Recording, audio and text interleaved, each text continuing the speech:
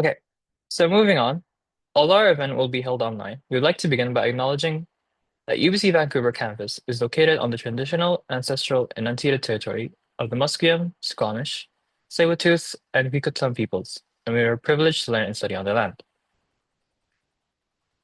So here's the agenda for today's info session. Following the opening remarks, we'll dive right into our four presentations and open the floor for a Q&A session. If you have any questions during the presentation, please feel free to leave your inquiries in the chat. So first, we'll start off with a presentation from James Leader, who is the Go Global Advisor for the Asia region. All right. Thanks, Jeremiah. Good afternoon, everyone. My name is James Leader, and as Jeremiah said, I'm an advisor with Go Global. I oversee our outbound term-based programs, and Asia and Latin America is my regional portfolio. So I'm quite familiar with our partner universities in Korea. So I'll go over all of our different program opportunities here today, and talk specifically about some of the opportunities in Korea for you as well. Next slide, please. Okay, so before we dive into the programs, I'd like to give you some questions to consider as you're planning to go on a program. As I mentioned, we have a variety of programs, so there's some things that can help guide you to what the right opportunity might be for you. So I recommend starting broad and then working your way in. So think broadly about why do you want to go abroad? What is it you can gain by traveling abroad for academic purposes? It's very different than traveling just as a traveler. So think about, in particular, what is it about the academic experience abroad that you think will benefit you both in the short term as well as the long term? And with that, you'll want to think about your future goals, both personal, academic, professional, or civic. Going on exchange or a different type of program can really help solidify those goals for you and help inform your future study. So thinking about those things can help you decide what program might be right for you. Then you can start to narrow your thoughts. One important feature is how much time can you commit to a program. Our program lengths really do vary. So it can be, if you have a whole year to be abroad, that's great. Some students can just go abroad for a summer. You'll want to consider what other priorities you have. So if you want to do co-ops or internships while you're here at UBC, and also how flexible your degree structure is, can help inform how much time you can commit to a program. And then you'll also want to think about your learning style. Do you prefer more structure in a group setting or flexibility while traveling solo? A lot of our programs allow you to go off into the world on your own and build and make connections while you're there. But for a lot of people, that's not something that they're comfortable with, especially if it's your first time traveling. So there's also the opportunity to join groups of students that are going to be going abroad. So you might just want to think about what your comfort level is. Some students will start with something not solo and then work their way up to it through their degree here at UBC. And lastly, I recommend thinking about your financial position and how that can impact what program you can participate in.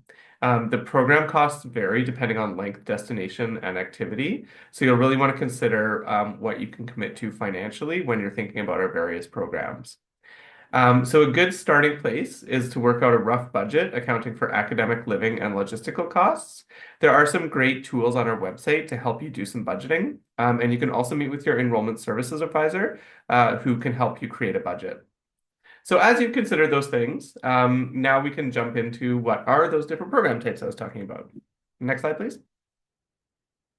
Okay, so our first and most popular program is term-based exchange. We typically send about 1,100 students abroad every year for one term or a full year. We do have about 200 partner universities all over the world, so there's lots to choose from. And in a couple of pages, I'll get into the Korean-specific partners. And it's the opportunity to become immersed in a new university community. Some of the benefits of going on a term-based exchange is that you continue to pay your UBC tuition and keep your UBC student status. This means that you'll continue to be eligible for loans, awards, bursaries, and scholarships here at UBC when you go abroad. And because you won't be paying tuition to the host institution, all of the financial management is exactly the same as you're used to here at UBC. Costs for a term-based exchange include the Go Global fee, which is currently $423, your UBC tuition, and travel and logistics. And one of the other benefits of going on a term-based exchange is that all of our partners are UBC Senate approved, which means all of the credit that you earn when you go on exchange will be recognized back here at UBC. Universities that you attend will offer a variety of support for your success, but it is a pretty solo experience, and it does require a high level of administration on your part. So if you're good at navigating differences, good at a high administrative load, exchange is a good opportunity for you. And then there are funding opportunities available for term-based exchange as well, including Go Global Awards, UBC bursaries, and student aid. And some of our partner universities do have specific awards attached to them. Next slide, please. So next up is summer abroad. Summer abroad is the opportunity to go to one of about 50 partner universities in about 20 countries and experience a new university environment for a shorter period of time. Typically, summer programs are between 2 and 6 weeks in length. And one of the key differences between term-based exchange and summer programs is that typically for summer programs, you will pay your fees and tuition directly to the partner institution. This is the case for all Korean partners for the summer. So you'll want to consider what that tuition is and how it's different from UBC tuition. One thing that's nice about the summer tuition, though, when you go on term-based exchange, you pay for 15 UBC credits per term while you're abroad, regardless of the number of courses that you take. But for summer study, you only pay for the number of credits that you're going to enroll in. So though the tuition structure might be different, the payments might end up being smaller because you're only paying for those number of credits that you're enrolling in. They're semi-structured. I would say they're slightly more structured than term-based exchange. Typically, summer programs are set up for international students, so the supports in place offered at the host university will be a little bit more dedicated. Oftentimes, there will be cultural excursions, weekend trips, things like that included in the program. And sometimes, including with partner universities in Korea, you can partake in part-time professional internships as a part of the summer program. Much like term-based exchange, all of the credits that you take when you go on summer study will transfer back towards your UBC degree. And next slide, please. Okay. So just before I move on to our other program types, I did want to highlight some of the Korean partners as we are here looking specifically at South Korea. So for term-based programs, we currently have 5 partner universities. That's Ewha Women's University, Korea University, Seoul National University, Sungkyunkwan University, and Yonsei University. All of these are available for winter term exchange. I should highlight that Yonsei University is only available for single term exchange due to it typically being the most competitive school. And that's just to ensure that we're able to send as many students as possible abroad to Yonsei University. These partners all offer coursework both in Korean and English. So if you don't speak Korean, but you do want to go to South Korea on exchange, there should be enough coursework for you to participate in a full term's worth of study. And if you are a Korean speaker, then you can also participate in coursework that's taught in Korean. Most partners offer some housing for term-based exchange as well, but it's not guaranteed. So that's a big consideration for term-based exchange is that in some cases you won't receive a placement in on-campus housing and you will need to find your own housing when you go to Korea. So that's a big consideration that I typically advise for term-based exchange. And I should highlight that we're in the process of onboarding 2 new Korean partners. It's a very popular travel destination for our students, so we're trying to expand our partnerships there. So in the near future, you will see KAIST added as a partner, as well as Post-Tech. So we'll have our first partner outside of Seoul as well, which is exciting.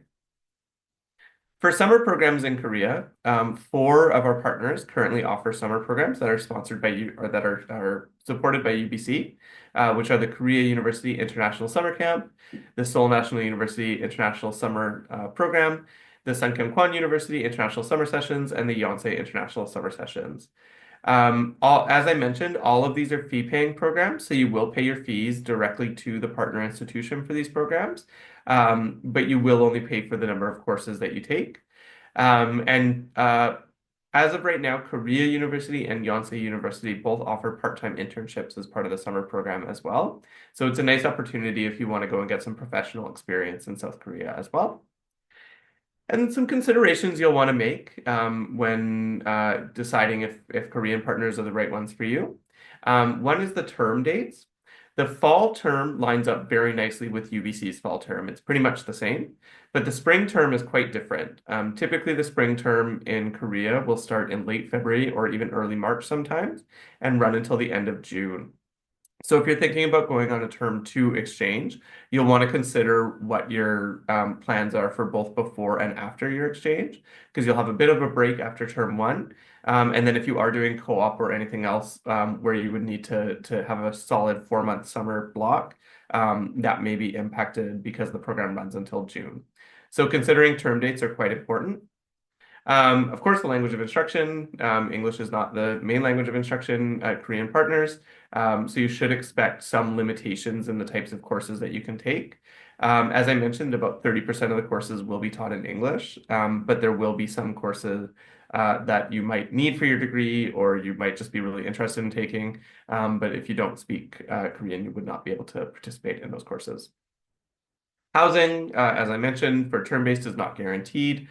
Typically for summer programs, housing is guaranteed. So if you are concerned about housing, you might want to look at a summer program. One thing I will say about housing, though, is that even though it's not guaranteed, you will be supported by the host institution with resources and guidance around seeking off-campus accommodation. So it's not like you'll be fully left to your own devices, when you're seeking your accommodation. And then, as I mentioned, the difference between term and summer, just consider what the right opportunity is for you.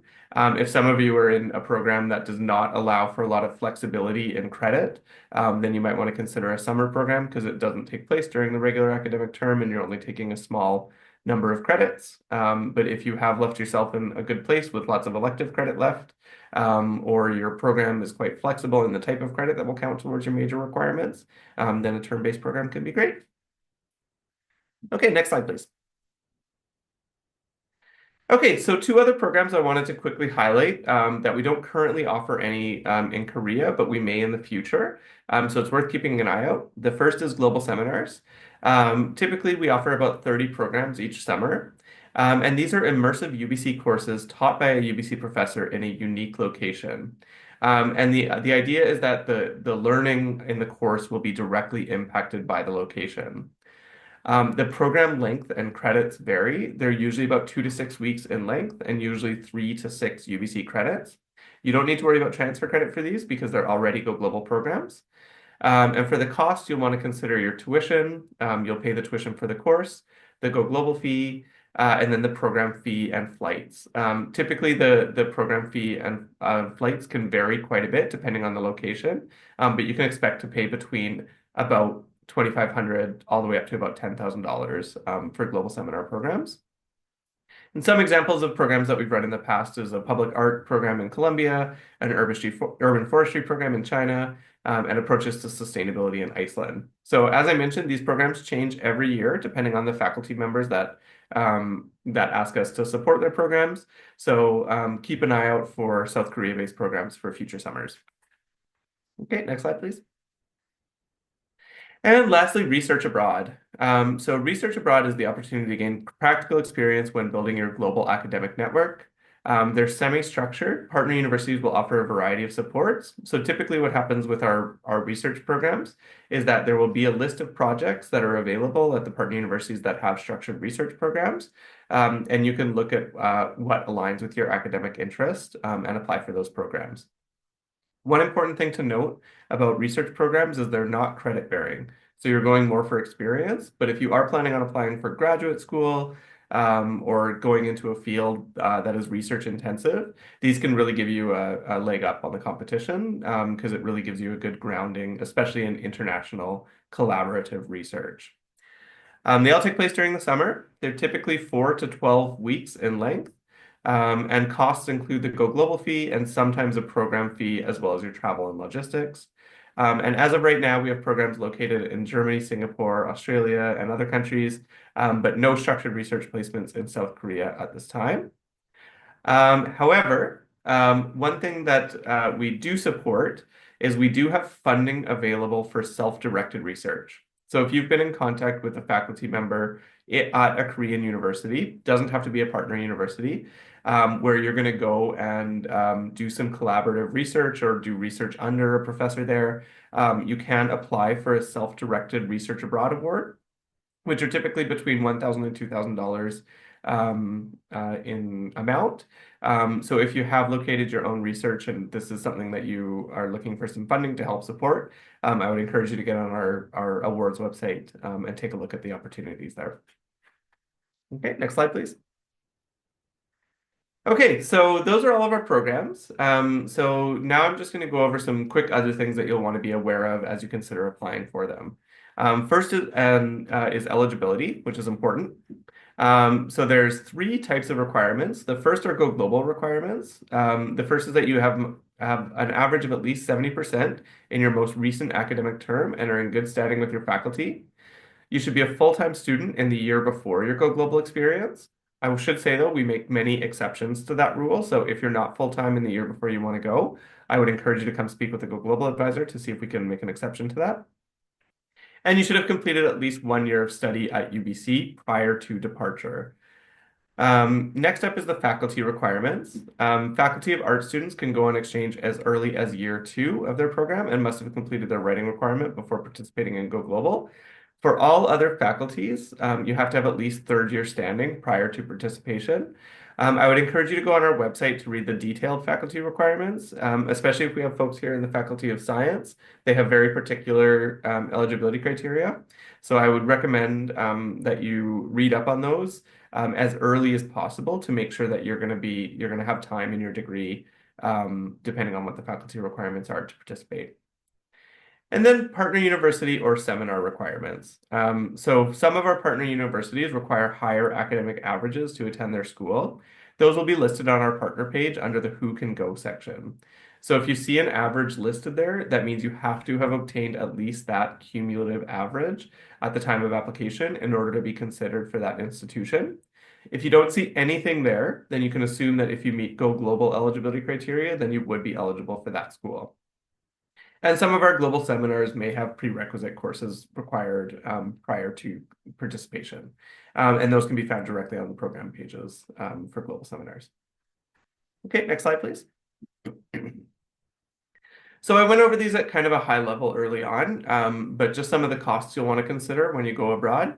All students are required to pay the Go Global fee of $423.25 following the application deadline.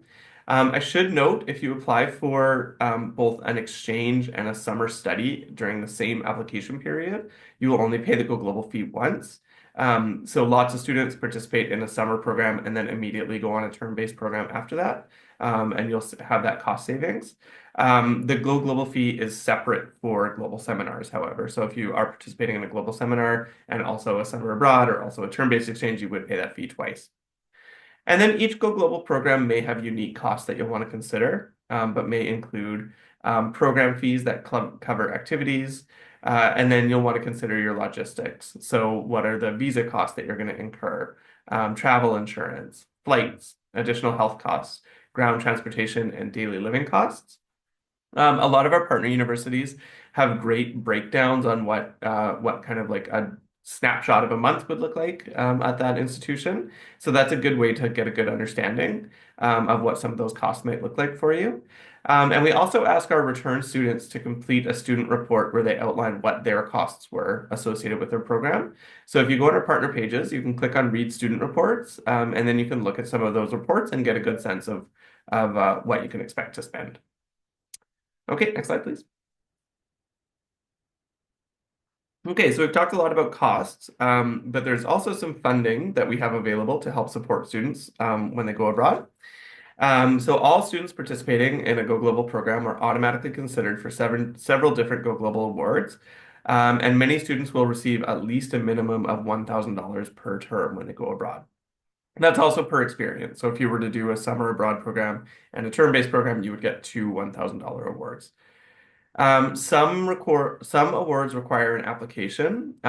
Most of the application-based awards you apply for once you're already in the program. So you'll receive a prompt email after you've applied to a program to apply for some of those larger awards. Those are typically valued between about $2,500 and $12,000. So there's lots of funding available. And if you're considering an exchange, but finances are a big concern for you, we do have one award that you can apply for in advance of applying for our program called the Global Pathfinder Award. The Pathfinder Award is valued at $5,000 for a term-based experience and $2,000 for summer or research experiences. And applications will open this fall for experiences in the 2026-27 academic year. And the unique thing about this is we adjudicate the award prior to any of our application deadlines. So you'll know in advance if you're going to receive this funding to help support you go on the program. So it can be a real uh, it can take a lot of stress away from the program knowing that you'll have some dedicated funding available. It is a financial need and equity seeking based award. So there are some specific criteria for what we're looking for in this award. You can go on our website and read more about that. And you can kind of self-determine if you want to opt into that. If you do get student loans or bursaries or ongoing major entrance scholarships, I would encourage you to reach out to your enrollment services advisor early just to make sure you're going to continue to be eligible for those when you go abroad. But in most cases, you will be. And some universities offer their own awards. So, for example, the University of Washington has a $10,000 award available. There aren't currently any in South Korea with our partners, but I would encourage you to check back regularly because there's new award schemes being developed all the time. So, if we hear anything from any of our partner universities in Korea about new award opportunities, we'll post them on our website. Okay, next slide, please. Okay, so this is just an opportunity if you want to kind of get a picture of everything that I've just said. Just take a screen grab of this. It's really helpful.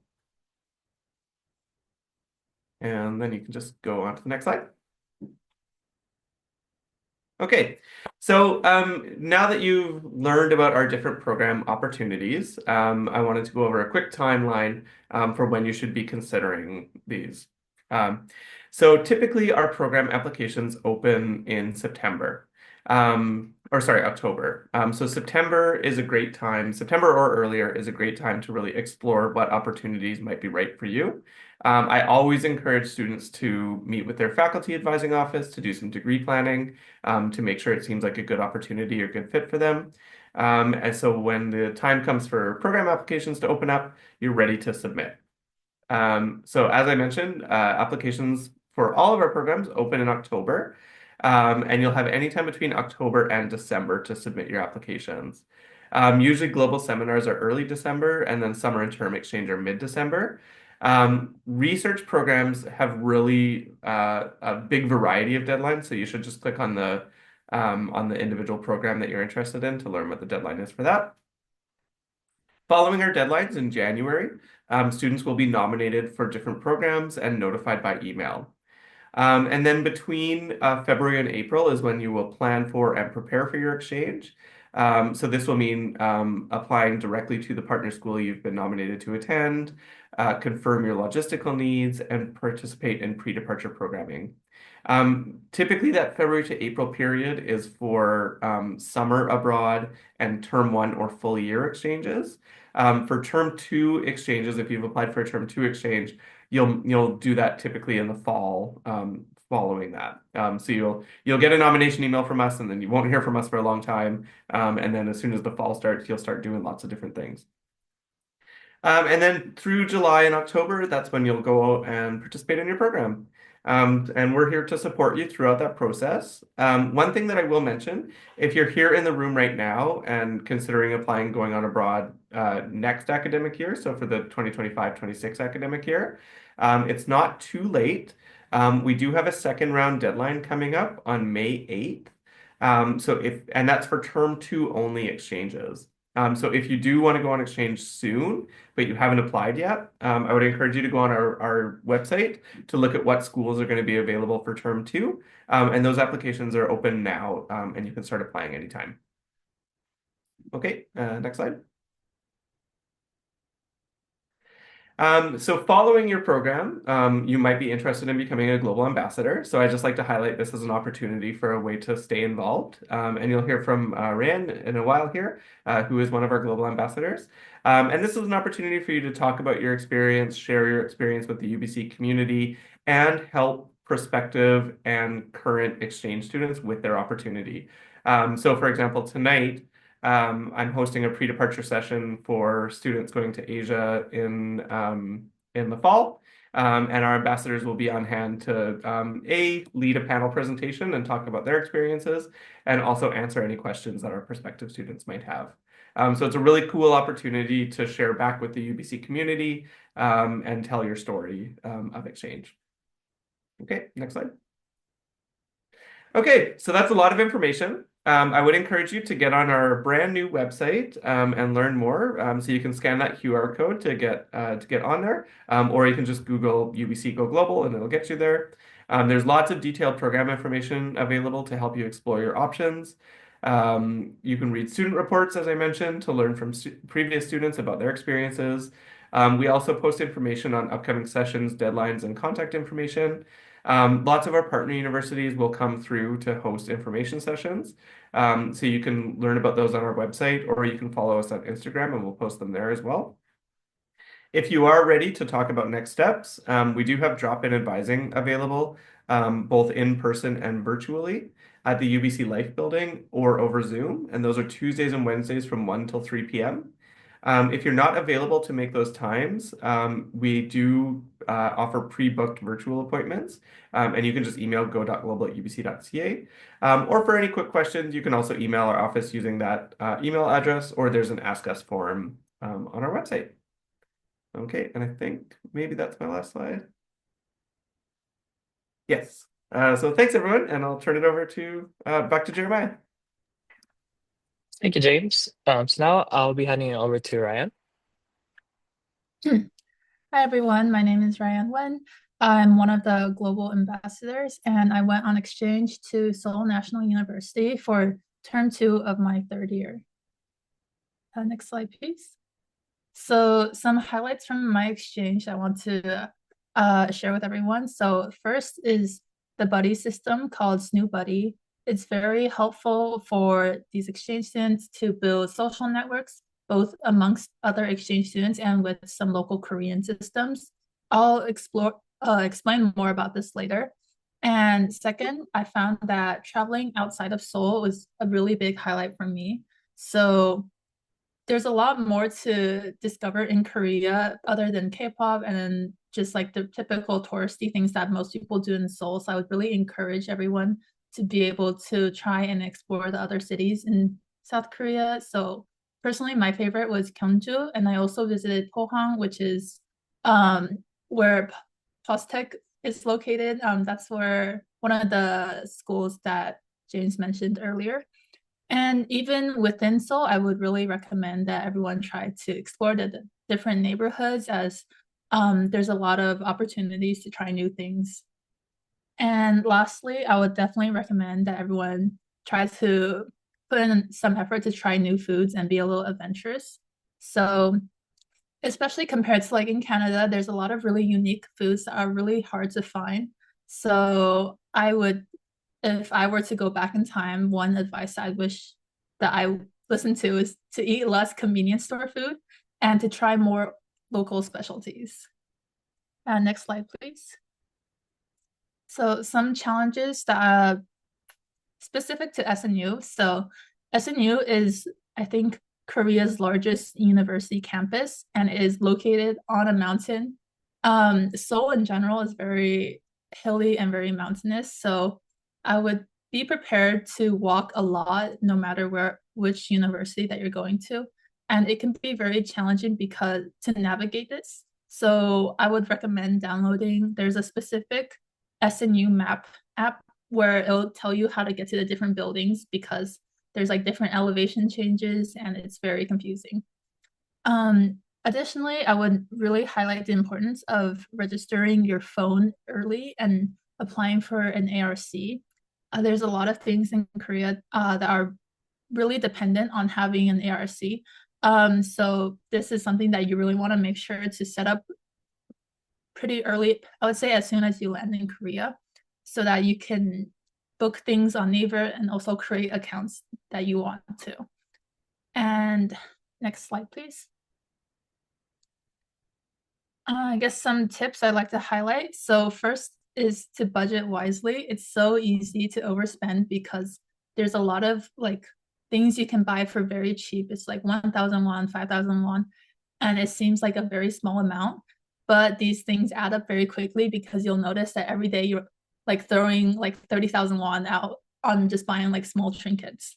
So I would recommend to create a budget for each month and try to like categorize your different expenses so that you know how much you're spending on eating out or how much you're spending on shopping. And especially for shopping, if you're planning on buying a lot of clothes, be warned that you may need to prepare enough luggage space for that. Additionally, since I'm assuming most people here are taking Korean language courses or interested in learning Korean, I would really make an effort to engage with the locals and speak in Korean because that's how I found that my Korean improved the most. It's really a skill that needs to be practiced, and you can only like gain the confidence to do that after practicing. And there is times where you may have like awkward situations or you might like fumble or mess up, but it's all part of your learning process and it's really important in your overall growth. Lastly, I would really recommend downloading KakaoTalk and Naver Maps. These are like the two most important apps. KakaoTalk is a messaging app, so you'll find that most of your friends, because they all have different like phone numbers or like different like phone plans, KakaoTalk is the easiest way to converse with most people. And it's also what most Koreans are using. And for Naver Maps, it's very useful to navigate Korea in general because there's a lot of different alleys and different hills. And it'll give you really detailed instructions on how to get to your destination. Next slide, please. So on the topic of transportation, I'd like to highlight two different parts of transportation. So for the climate card, this is a reloadable fare card in Korea that's a bit different from the Team Money card. So the climate card costs 60,000 won a month, and it'll give you unlimited use for subways and buses in Seoul. But one thing to know is that this is not going to work in cities outside of Seoul. So if you're planning to travel to other parts of Korea, you will still need a Team Money card. And I personally really recommend this if you're planning to take public transportation at least once a day, because it really is really good value. And I usually just use my climate card for commuting to and from school. And I would keep a Team Money card with at least 10,000 won on it, just in case I was traveling outside. And in general, for etiquette on transportation systems, it's a bit different from Canada. So in general, it's more quiet and there's limited talking. And there's absolutely like no eating. I've seen people get kicked off of a bus for like bringing food on. And also because the subways in general or buses, they just get very crowded. So I think it's something to keep in mind is that you're going to have to be prepared to not really have any personal space, especially during rush hours where everyone is commuting. Next slide, please. So student life at SNU. Snoop Buddy, which is the program I mentioned before, it's a program specifically for exchange students. The program fee is around 70,000 won for one semester. And there's additional cost for group events based on like where you go. So for example, if your group is going to Lotte World, you're going to have to pay extra for the tickets. And so how this program works is that each exchange student will be matched with one Korean buddy. So it'll be one Korean buddy for every 3 exchange students. And they'll be grouped in smaller groups. So 30 exchange students plus 10 Korean students in one group, with a total of around 10 to 11 groups. So around 300 exchange students. And these groups plan different events throughout the month to give you a chance to kind of experience the local culture and like what students are really interested in doing. So they'll go to eat like chicken and beer, or go to like the Han River, or go karaoke, go to the sauna. It's really fun, and I definitely recommend it because you get to try so many things and be able to socialize with so many people. And they even host a weekly Thursday pub so you can socialize and just kind of hang out with all the other exchange students. And for festival season, this is kind of a big highlight, I know, for Yonsei and Korea University. It's typically in early May. SNU does have a festival, but it's definitely not as famous as Yonsei in Korea. So if you're looking forward to that, just expect that it's going to look a little different. Next slide, please. In terms of course registration, this is probably the most confusing aspect in general for most Korean universities.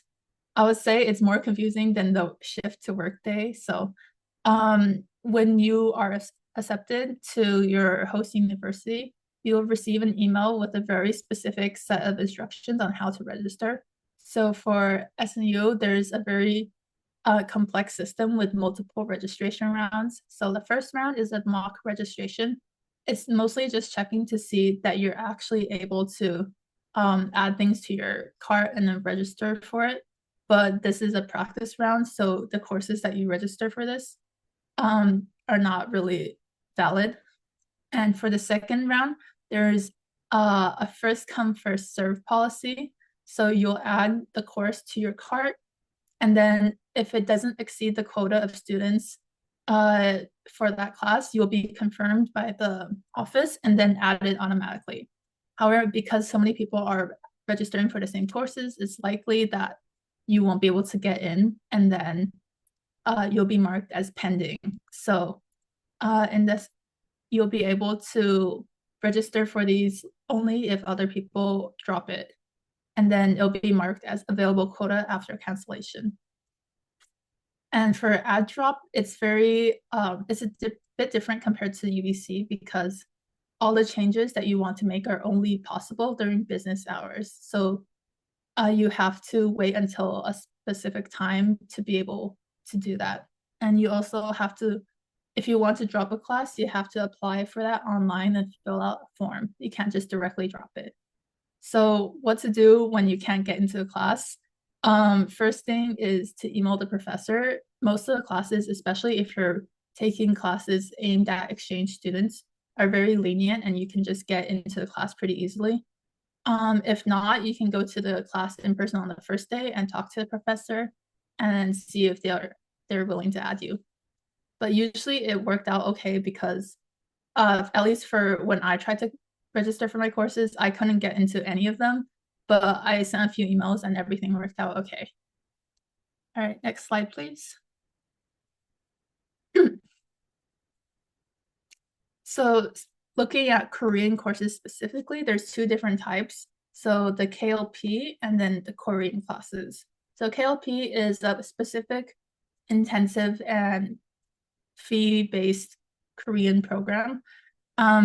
There's two different types. There's the morning or the afternoon classes, and I believe it's every day for 4 hours.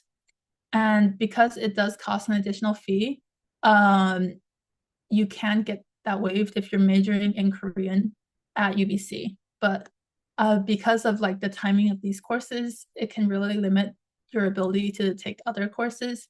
So I would really recommend this if your primary focus of going to Korea is to improve your Korean and you're not too worried about taking other courses for your UBC degrees, like specific goals. And the second type is the Korean class. This is the type that I took. It's similar to all the other classes at SNU, and these are less often, so it's twice a week.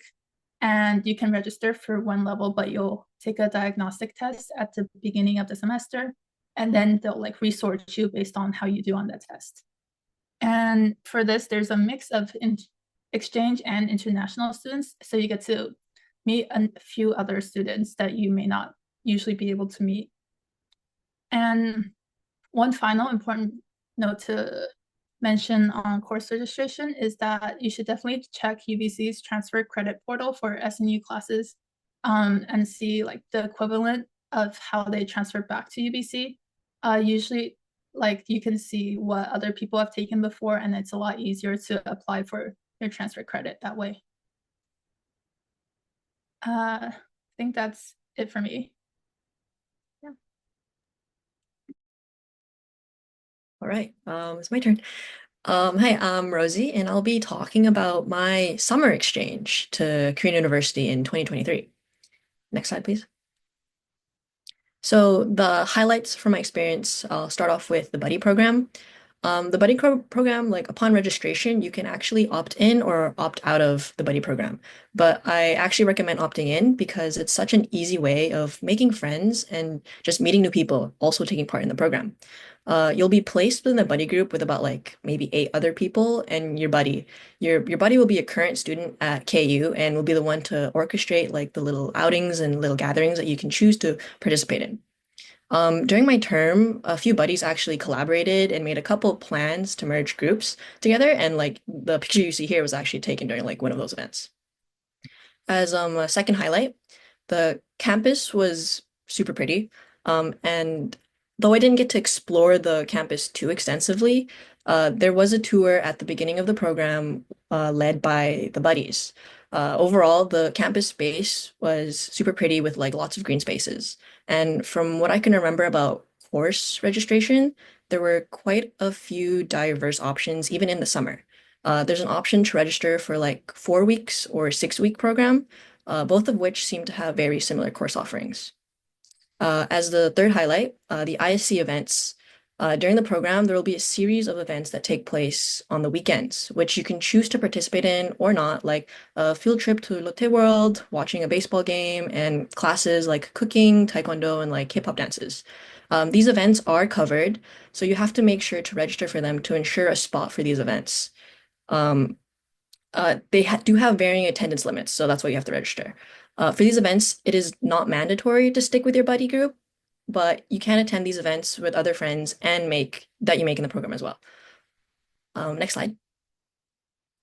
A couple of things I wish I knew and like a thing to keep in mind is that the location of KU is positioned in like the top right-ish of Seoul, which was a bit of a distance from the places I like happen to frequent, such as Hongdae. And the dorm itself is quite hilly, so be prepared to work your legs, especially the hike up to the dorms from the subway.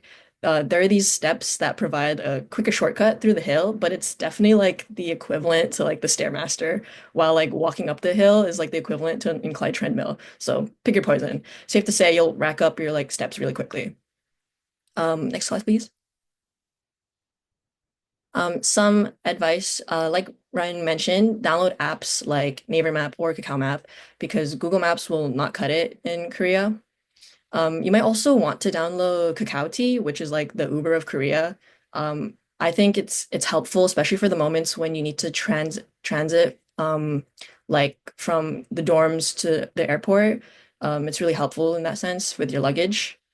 As for another tip, if you're going with someone you know and you've both applied for dorms, you can actually choose to room with each other. The dorms are really easy to apply for and are pretty affordable. And as a final tip, if you plan on going in the summer, I'm sure an event like you'd all be interested in would be water bomb. Timing should coincide so that it takes place a weekend before the start of the program and another weekend during the middle or like near the end of the program. From my experience, you should really make sure to prepare accordingly because I regretted it big time when I went in sneakers. Don't ask me why I did that, but like things you should make sure to prepare for water bomb include like a waterproof bag, waterproof shoes like Crocs, sandals, flip-flops, a hat, and like appropriate cover up, especially if you're the type to easily get sunburned. A couple of my friends left with some really crazy burns because we were out in the sun for so long. I believe there were also lockers to store stuff into. My friends and I, like, we really wish we brought towels to store in them because we were absolutely like drenched after spending some time in the thick of it by the stage. Um, Next slide, please. Uh, to speak a bit more about housing options, as I mentioned earlier, dorms are pretty affordable and you can even choose your own roommate. There are also a few room options, at least in the summer, where you can also apply for a single room. The nearest subway is a very walkable distance, and the convenience store and cafeteria is only a minute away. As for off-campus options, there are quite a few, all with their own pros and cons. And to briefly talk about each of them, Goshi ones are like cheap single rooms, but room quality and facilities might be a little lacking. Share houses can be a hit or a miss. Naturally, you're kind of sharing the facilities with others, and I'd say the price is about average. You'll find a lot of other foreigners staying here as well. Airbnbs will definitely have all you'll need, really, but it'll also be the most expensive option. You can secure a place in advance and pay in your home currency.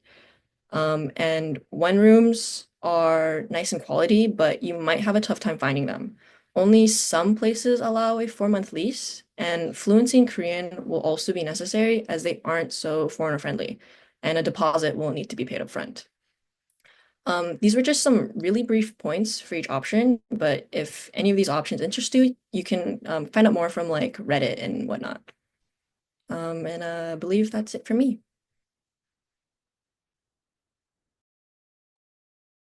Okay, thank you, Rosie. Now I'll be handing it off to Yain to talk about possibly some visa issues you might encounter.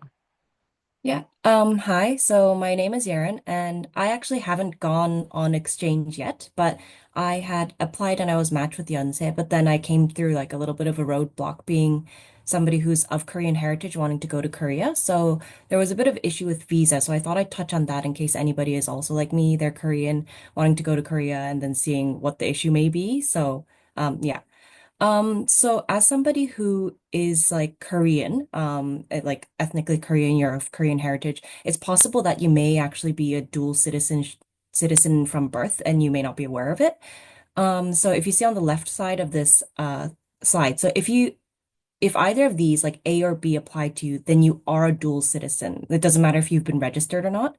I think most people like B would apply because most people are born after 98 here. So basically, if you're born on or before June 13th, 1998, and your father was Korean at the time of your birth, then you are automatically a dual citizen of like Korea.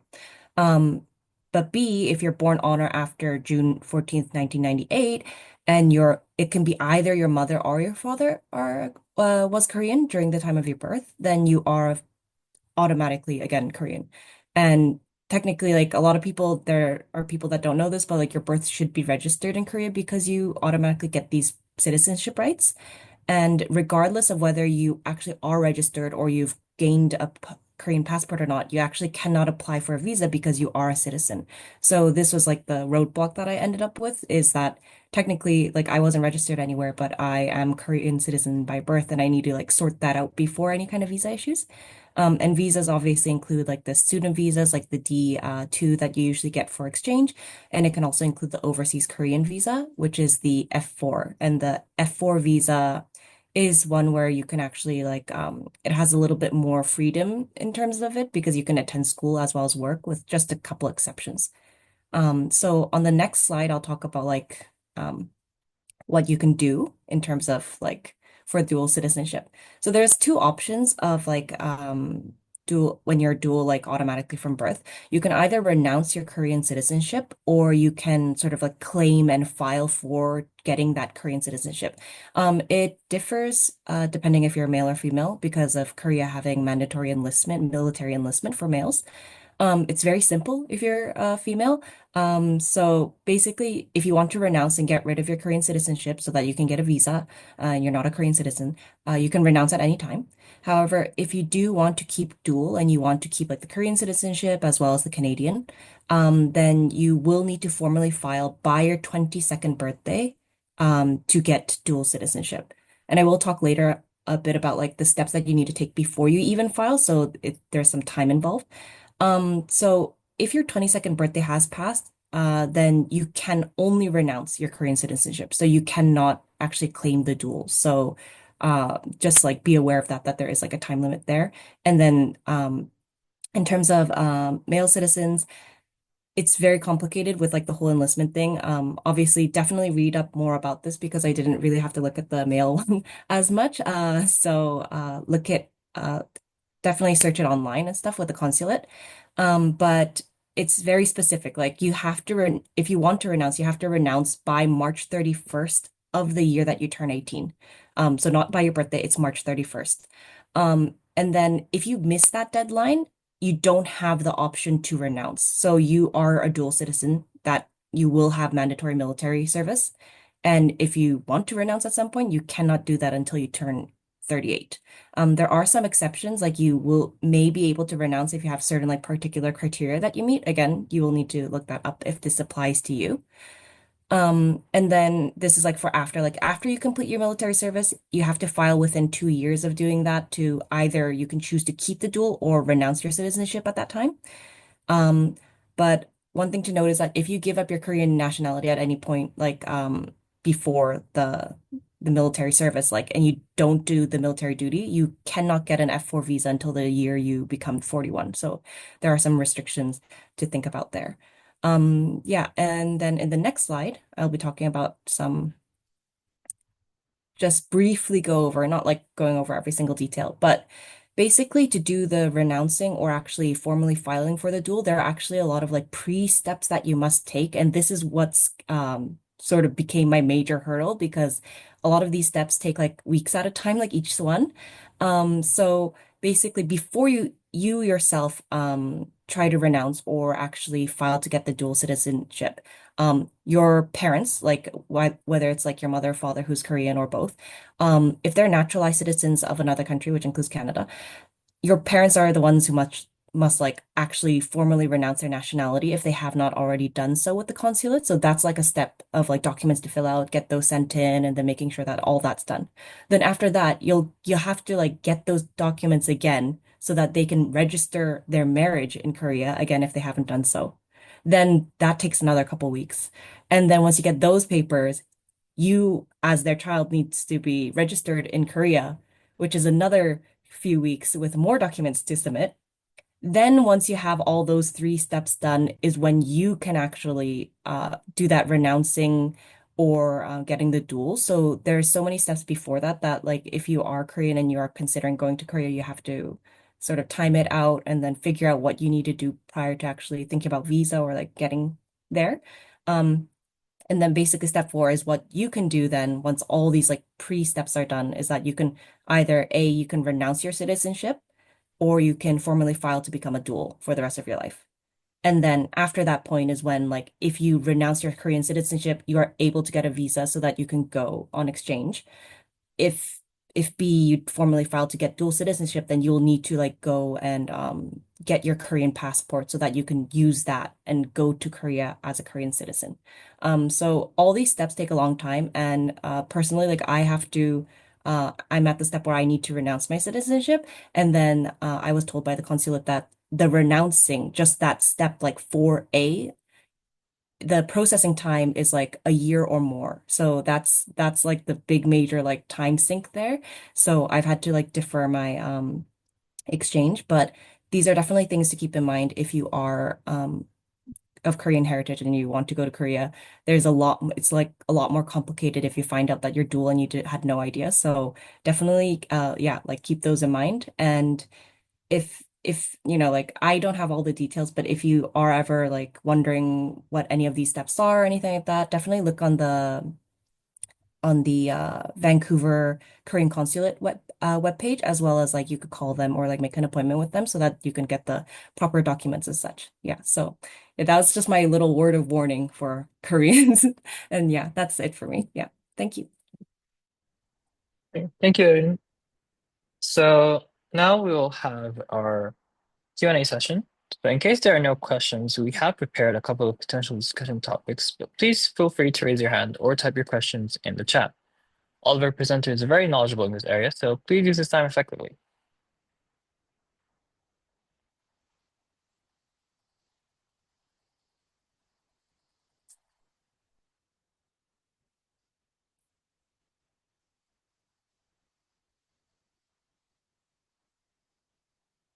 Um, so if you look at the chat right now, Sonsan Singim posed a question earlier to James about any internship opportunities offered by partner universities in Korea. And as you can see, James has posted a link for Yonsei University as well as Korea University.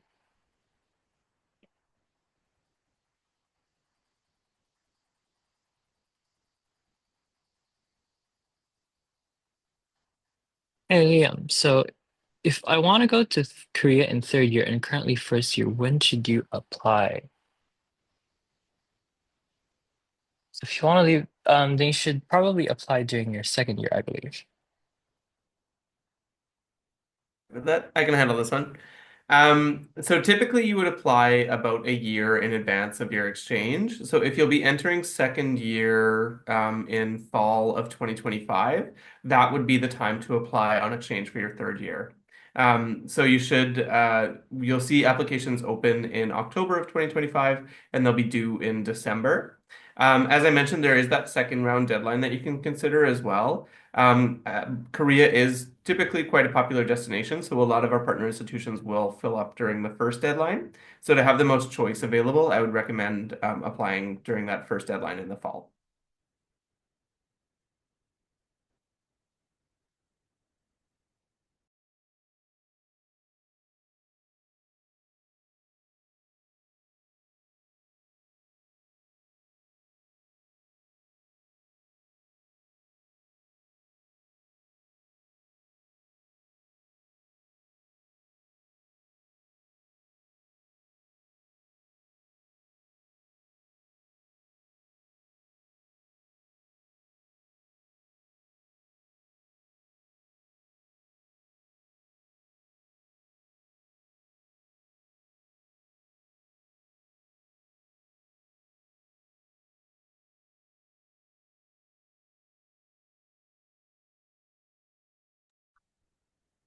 So if we are going to briefly go over some of our discussion questions, I think most people would probably be curious about um, either five or six.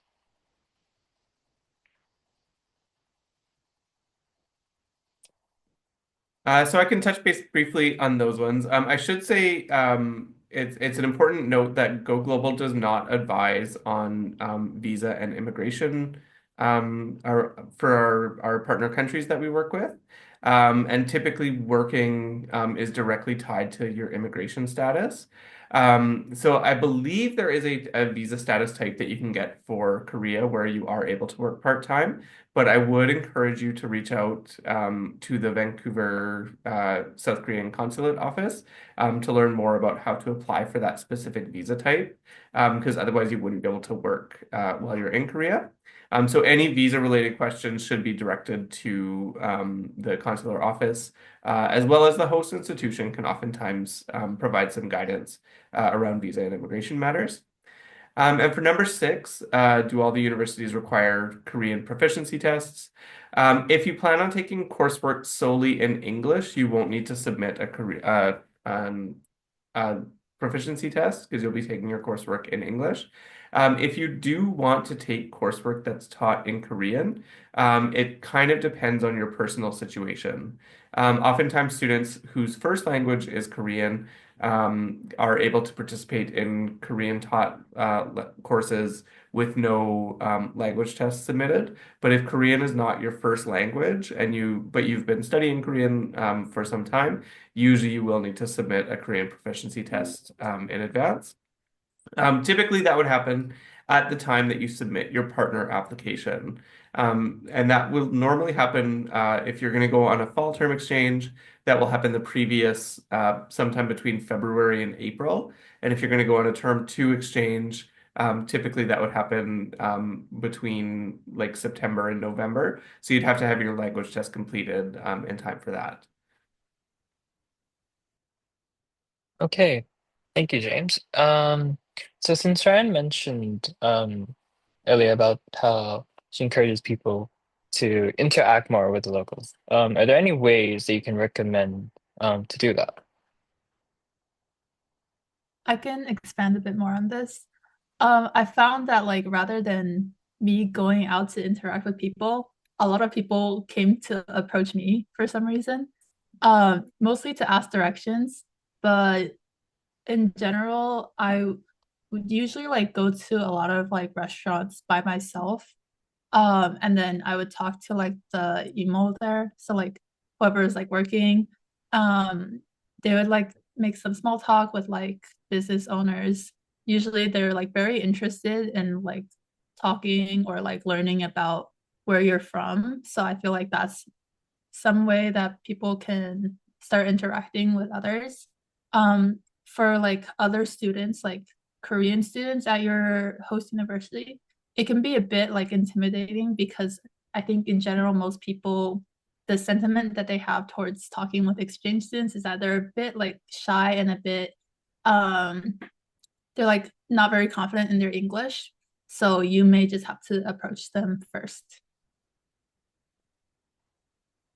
Okay, and then oh, I believe James would like to speak. Yeah, just two other things on that. One is, as Rhiannon mentioned, there are oftentimes buddy programs at the host institution. So I would encourage you to sign up for the buddy programs because that's a good way to meet local students.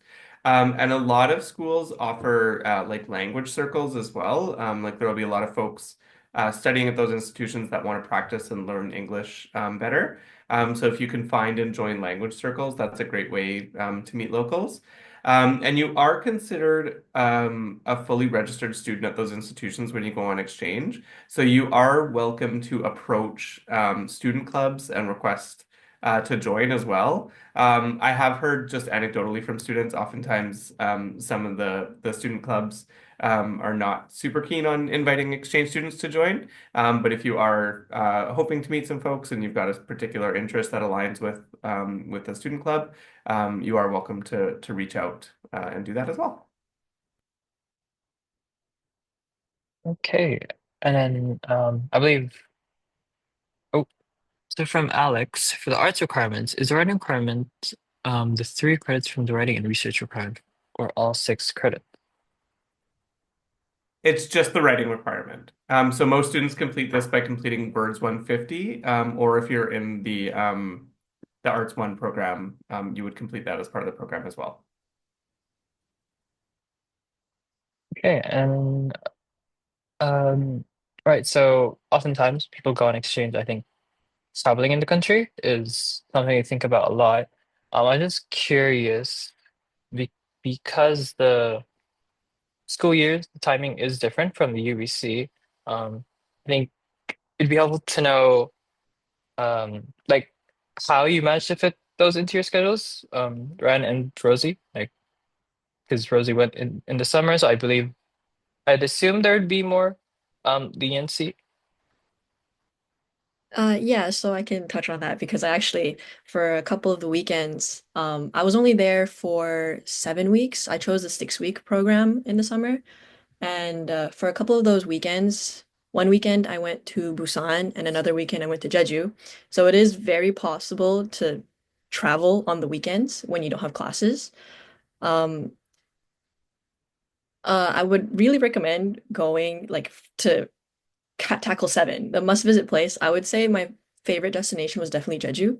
There are a lot of different museums that you can go to. Like I went to the Snoopy Museum and the Moomin Museum. Those are like really, really cool and fun, interactive like places to go to.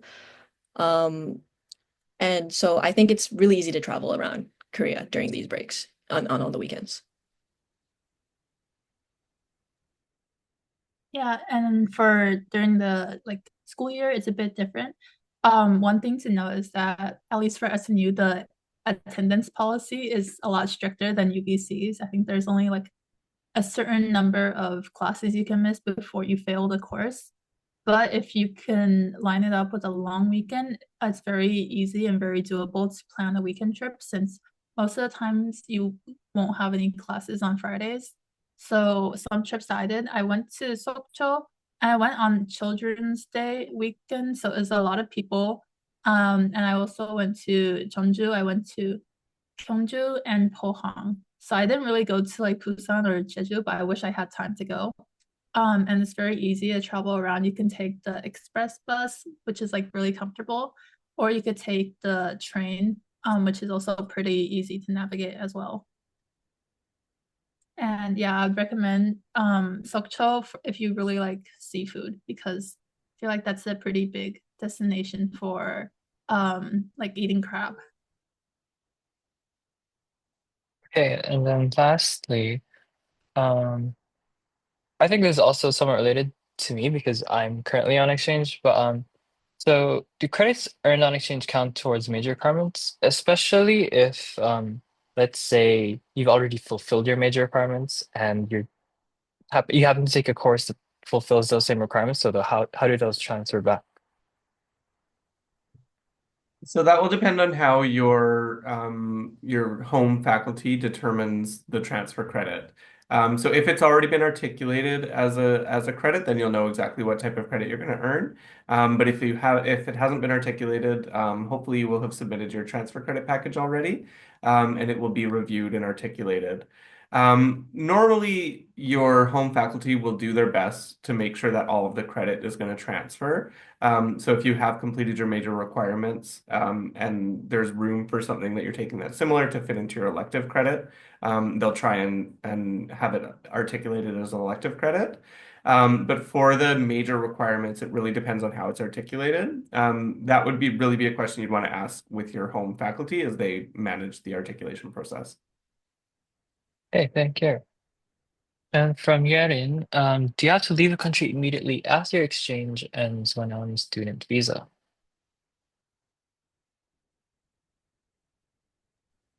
Maybe Ryan, do you want to speak to when you left? Because as I mentioned, I'm not able to advise on visas. Yeah, so I was on the D26 visa. I'm not Korean, but so I was on the visa that I think most people would be on. I left around like 1 or 2 weeks after. I planned for like the end of June. So I know that there's some people who stayed a bit later, and it really does depend on like where you're coming from. But in general, your ARC is going to expire at a certain time. So I believe the main deadline is that you have to leave before it expires. Okay, then one more question from Jan. Do the courses offered at the institutions have prerequisites? Because I'd only be taking upper level courses, or should I check with the institution? Ultimately, the host institution will be best placed to advise on prerequisites. But yep, similar to UBC, many courses will require prerequisites. Once you're matched to an institution, as the next step, you'll submit an application directly to the institution, where you'll also submit information about your academic history with UBC. So normally, when it comes time to register, they will have background information on the types of foundational level courses that you've taken, and usually exchange students are given some flexibility in registering for courses that have prerequisites, as long as they've completed like a similar foundational level course. And Rian or Jeremiah or Rosie, you might be able to speak to this as well as part of your experience. I can talk a little bit. So I think for my classes, I took classes that were aimed for exchange students, so there were no prerequisites. And for my Korean class, it just required a diagnostic test that everyone takes at the beginning of the semester. So in terms of that, I think also with most courses, it will specifically state if it requires a prerequisite, but those would be mostly reserved for like classes taught in Korean, so that may not be as applicable to everyone. Yeah, I could speak on. I took a couple courses and they were, when I transferred them, they were considered upper level. But from what I can remember, I don't believe they required prerequisites on my end. Yep. Technically, my exchange term hasn't formally started because I applied for term two, so I'm not really able to speak on that either. But next question from Irie is, how competitive is the exchange application process? Are people generally able to get into one of their top three institutions? So I will say, just as a caveat to any response I give on this, it totally depends on the application pool. It can change a lot from year to year. The number of applications we get, the applications for specific regions can change from year to year. Can change, like especially if there's, particular trends happening, pop culture trends, political trends, geopolitical trends, things like that can really change. But generally speaking, we are able to match most students to one of their top three choices. We do ask you to be flexible and be willing to go to any one of the three schools you've selected. Every year there are a small handful of students that we're not able to match to one of your top three. If we're not able to match you to your top three, but you've met all of our eligibility criteria for exchange, we will reach out to you following the competitive matching process, let you know that we haven't been able to match you, and supply you with a list of schools that still have availability. From that point, you can just pick and choose from that list of schools that still has availability, and we should be able to match you to one of those alternate choices. So if you're flexible and you are eligible, we should be able to send you on exchange. And then another question is, after you've been matched to a partner university and directly applying to it, is it possible to not get in? Possible, but highly unlikely. We set our application criteria to match with the admission criteria of the partner schools we work with. If you're in a place where it seems like maybe you won't be accepted, we'll typically start that conversation with you early to let you know to have an alternate plan in place. But it's very, very, very uncommon for students not to be accepted once they've been formally nominated by Go Global.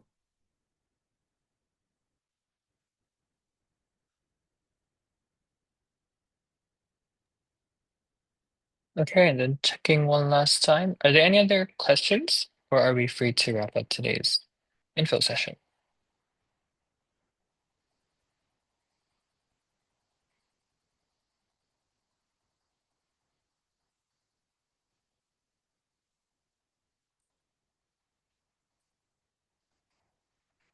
Okay, so this brings us to the end of our webinar today.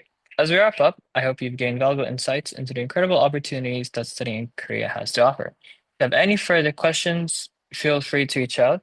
We're here to help. You can reach out to either James or to us.